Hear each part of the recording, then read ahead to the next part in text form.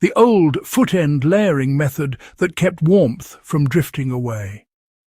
If you value overlooked details of daily survival history, this is one of those techniques that deserves more attention.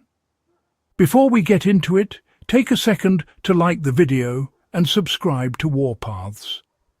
This channel exists to document practical, historically grounded knowledge that actually mattered in real conditions, and that support keeps it alive. Now, let's get straight to the method. Why the foot end mattered more than the rest of the bed. Across Europe, North America, and parts of Central Asia, historical bedding systems treated the foot end as a critical control point. Heat loss consistently started there, not because feet were weaker, but because convection pulled warm air downward and out from the lower edge of the bed. Cold floors, drafts and bed frames elevated off the ground made the foot end the primary escape route for warmth. Traditional households responded with deliberate layering that differed from the rest of the bed. How the foot-end layering system was physically arranged. The method relied on creating a dense, anchored heat barrier from the knees downward. Heavier textiles, such as folded wool blankets, quilted coverlets, or even spare coats, were placed only over the lower third of the bed. These layers were tucked tightly under the mattress or sleeping pallet at the foot, forming a seal rather than a loose drape. The upper body was covered with fewer layers, allowing moisture to escape while preventing heat migration toward the feet. This imbalance was intentional and consistently documented in colder rural regions. How weight and compression stopped heat drift. The key was compression. Loose blankets trap air but allow movement. Compressed layers reduce airflow entirely.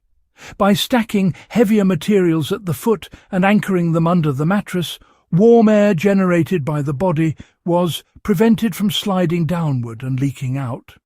This worked especially well with wool, felt, or densely woven linen, materials common before central heating.